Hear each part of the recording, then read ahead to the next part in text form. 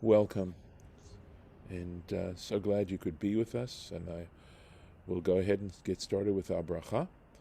Baruch Ata Adonai Eloheinu Melech Haolam Asher Kitshanu b'mitzvotav v'tzivanu la'asok b'divrei Torah. Amen. And here we go with Parshat Nitzavim, and these concluding parshiot. Right, we have Nitzavim, Vayelech, Ha'azinu, and Bracha, and they're all short. They're all short because there's not a lot of Deuteronomy left, and the question is asked: how come we divide things in such a way that we have all these short Torah portions? And the answer is because we want to get done with the curses of Ki Tavo before the new year starts. You don't want to start the new year with all these curses that are mentioned in the previous parsha. That's one traditional explanation, and I'm sure it's not just an explanation. I think it's the reason.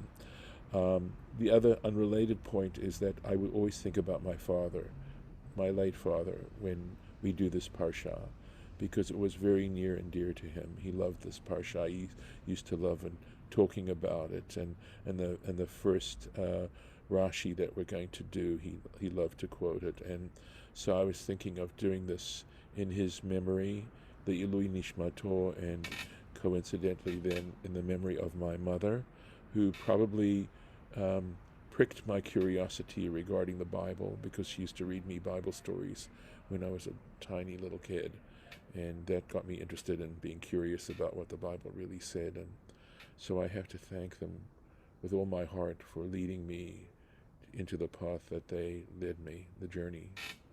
So, Le'ilui Nishmat Harav Meir ben Moshe Ruvain Shulamit Bat Mordechai Vedvora. Okay. Atem Nitzavim Hayom Kulchem. Atem Nitzavim. You are standing. Hayom, today, Kulchem, all of you. Lifnei Hashem Elokechem, before the Lord your God. Rashechem, your heads. Shiftechem, your tribes. Ziknechem, your elders. Veshotrechem, and your officers. Kol ish, let's see if I can. Yisrael, every man of Israel. And we'll take a look at the Rashi here. Atem Nitzavim. By the way, the list doesn't end there. It just ends, the sentence ends, but the list will continue, as you will see. You are Atem Nitzavim, you are standing. Melamed, this teaches us, Shehichnisam Moshe Lifnei HaKadosh Baruch Hu, that Moses gathered them before the Holy One, blessed be He, B'yom Moto, on the day of his death, on the day of his passing, Lahachnisam Bivrit, to draw them into a covenant. Lahachnis means to bring in, right? Draw them into a covenant. So Rashechem, your heads, Shiftechem, your tribes. So it doesn't make a lot of sense, and Rashi simply says it's a way of speaking. It's a grammatical issue. Rashechem l'Shiftechem. That is the heads of your tribes, the heads of your tribes. Zichnechem v'shotrechem, your elders and your officers. Hachashuv, chashuv kodem. The more important takes precedence in the list. Okay, v'achar kach kol ish Yisrael. And then at the end of that, every Israelite, every man in Israel. Moving on. So, tapchem, your children. Neshechem, your wives. V'gercha, and this your stranger, your proselyte, your non-Israelite, right? Asher bekerev machanecha, who is in the midst of your camp. Mechotev eitzecha, from your hewers of wood, ad she'ev meimecha, to your drawers of water. So if you think about it, of course, being a wood chopper in this sense, we're talking not here about a lumberjack.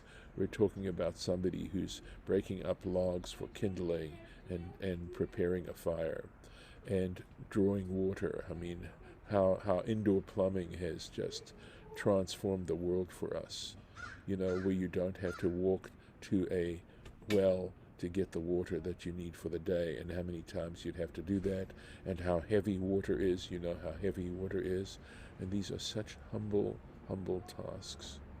So he's going all the way from the most important to people who have humble tasks. But they're all included. So this is very interesting, by the way. This is something that unless you've read this Rashi, you would not know this. So How come?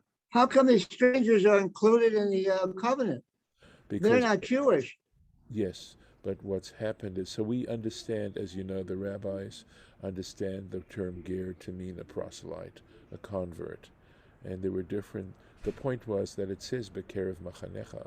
In other words, these are people who have cast their lot with the Jewish people. Oh. Okay. So, mechote veitzecha, hewers of wood. And this is from the Tanchuma. It's a Agadic midrash, also extant, by the way.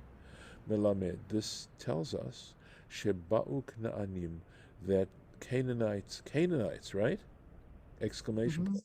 Canaanites came lehit gayer, to convert, to cast their lot with the Jewish people, b'imei Moshe, during the days of Moses, kederech sheba'u giv'onim b'imei Yoshua, just as the Gibeonites came during the days of Joshua.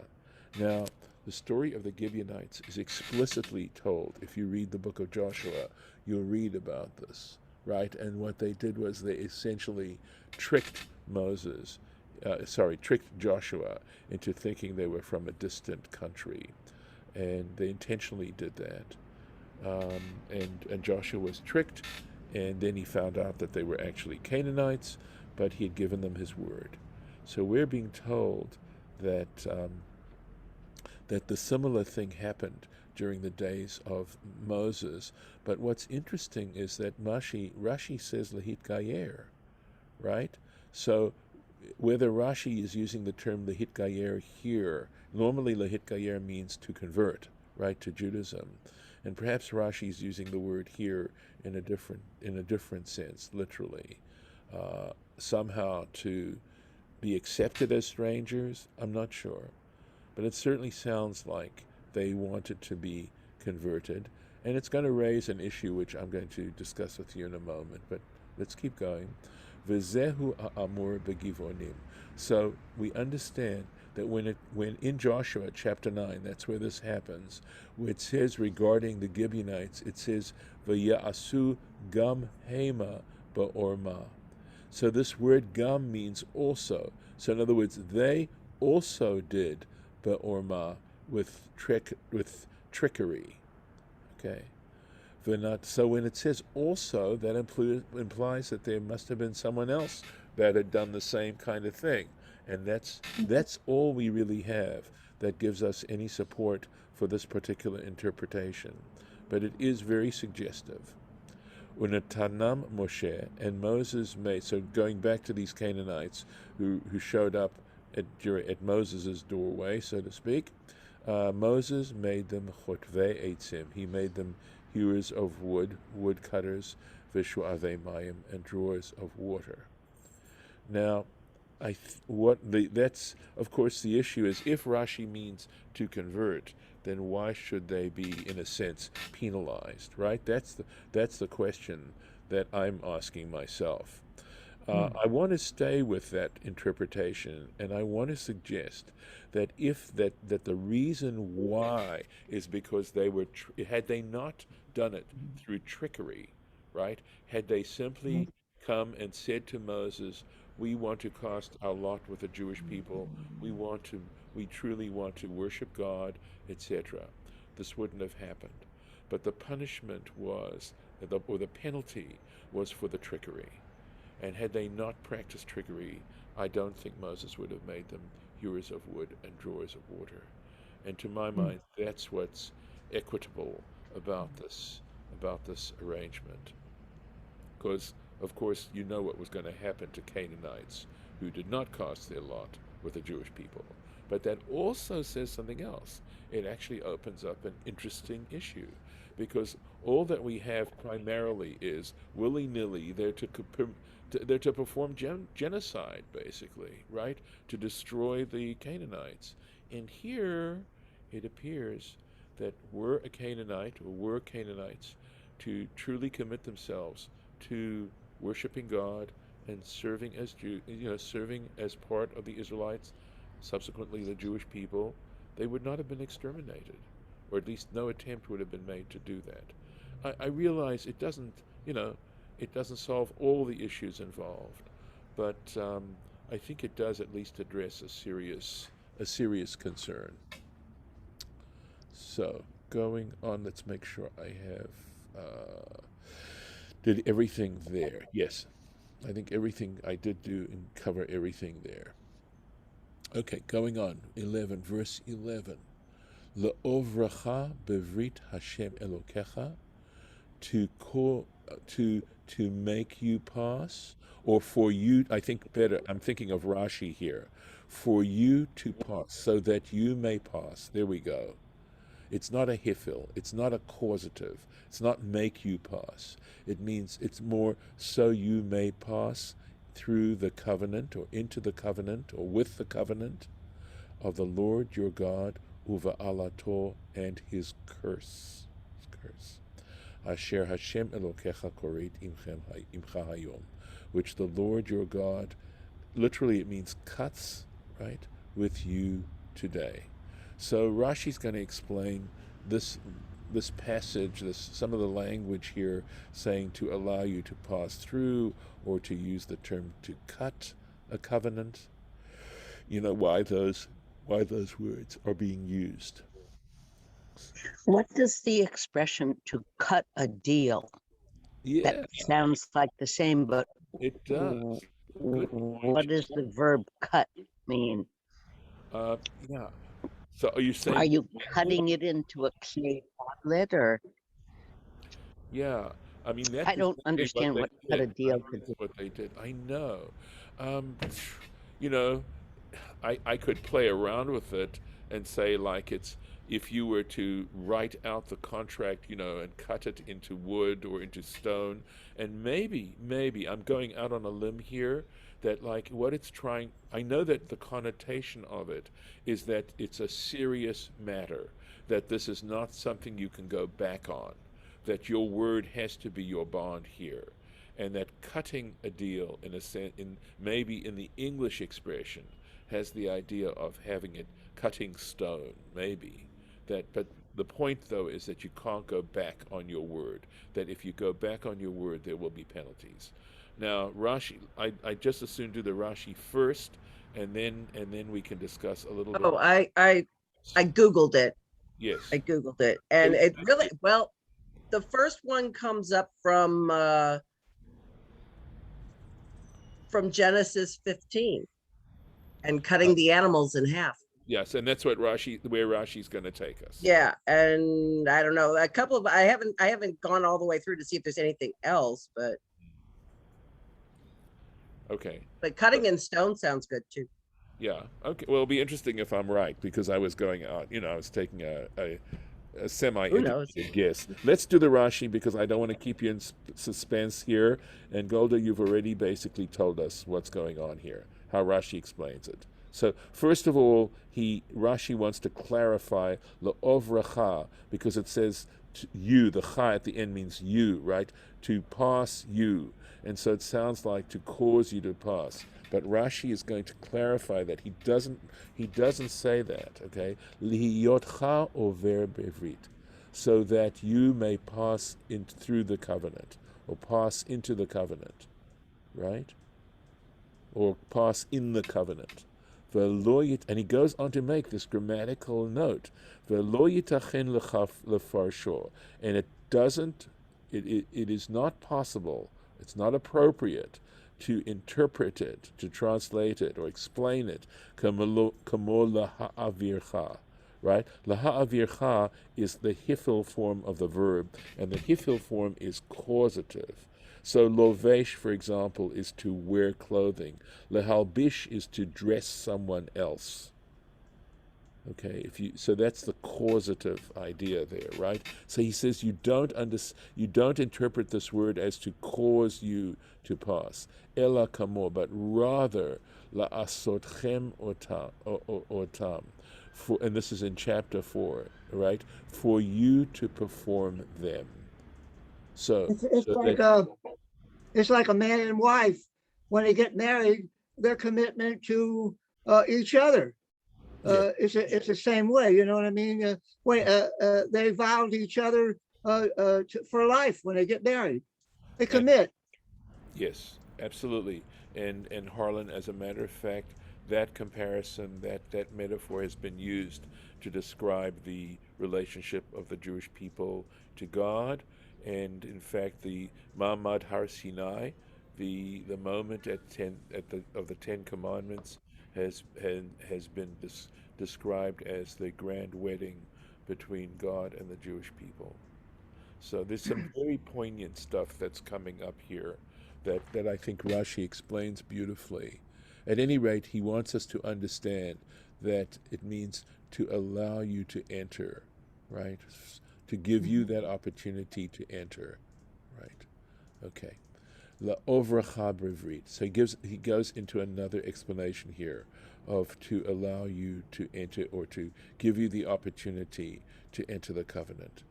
So he explains this use of language here. Derech ha'avara.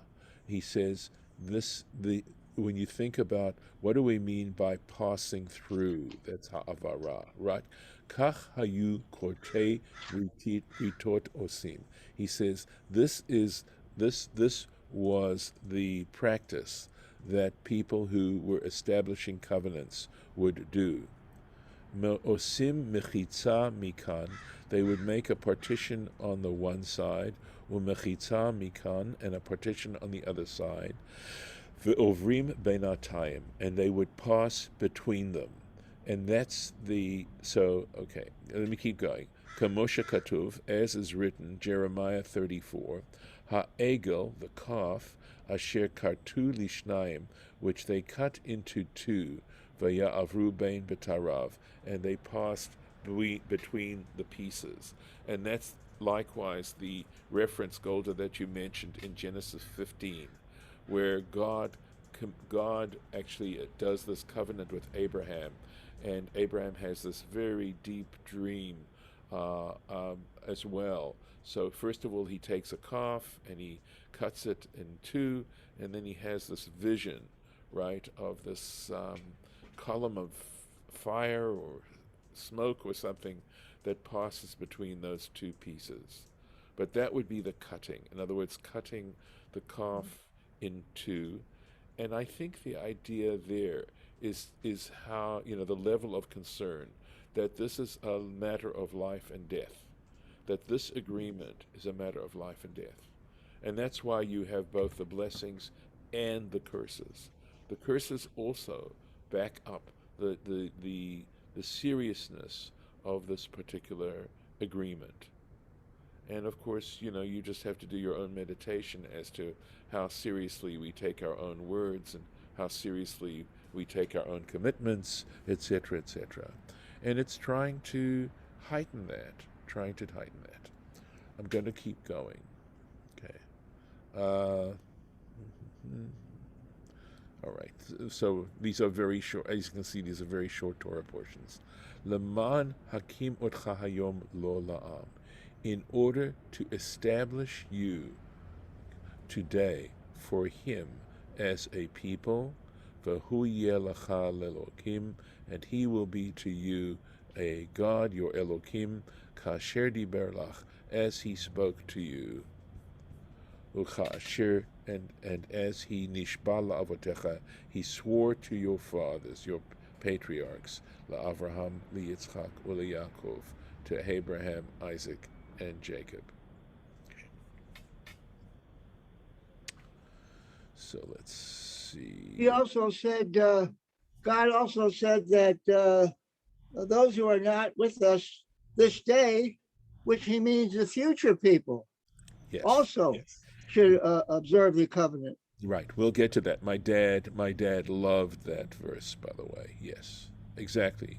We aren't going to get to it today, but it's yes, absolutely. Right. So, excuse me 1 second.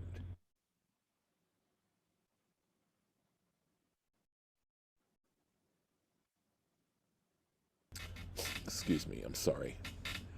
Right. Yeah. Okay. Leman hakimot hayom, right? So as to establish you today, lo la'am, as his people. I'm sorry.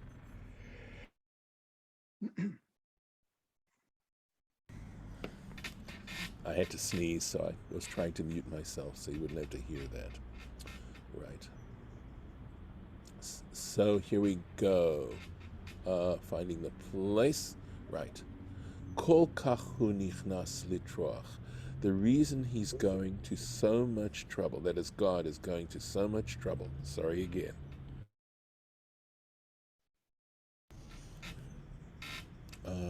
I, I don't know how Moses understood the future like he did, because he felt that there were going to be bad things happening to the Jewish people. He understood that the temple was going to be destroyed, and they're going to be made in another foreign country would take over, and they're going to be distributed throughout the nations. And how did he know all that?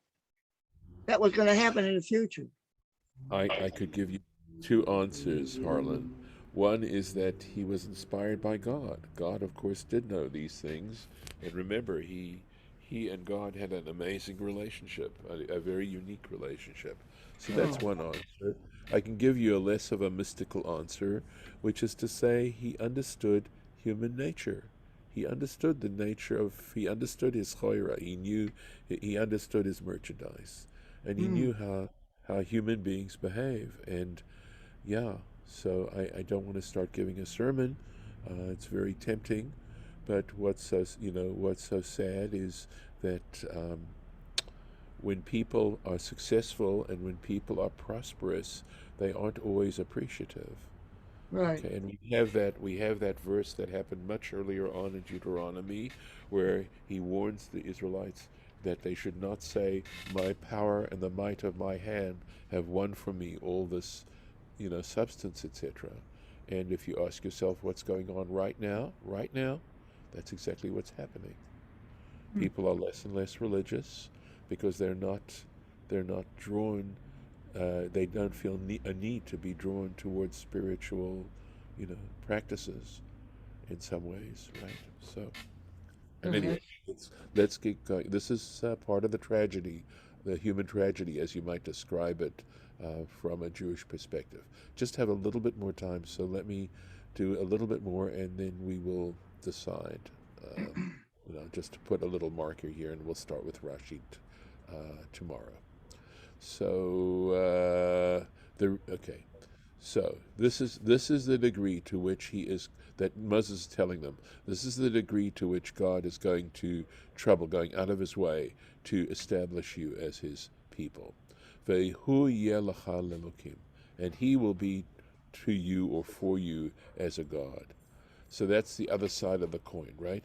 Lefi shediber lecha v'nishba la'achvotecha, and because he spoke to you and he swore to your ancestors, shelo lahachlif et zaram be'uma acheret, that he would never exchange their seed for a different nation.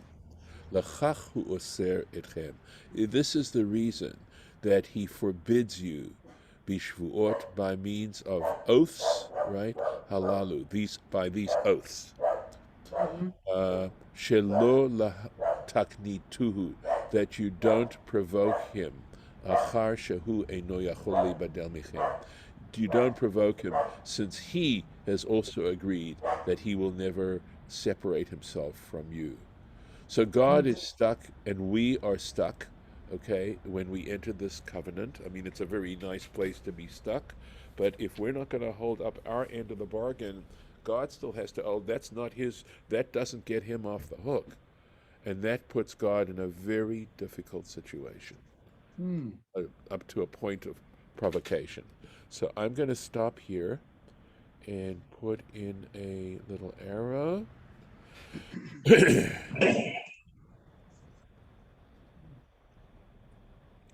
And let's see where we are right here.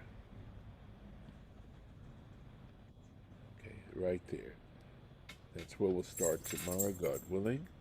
And I'm going to stop the share and also stop the recording. And thank all those who joined us this morning. Thank you so much. Let me see where we are. Okay.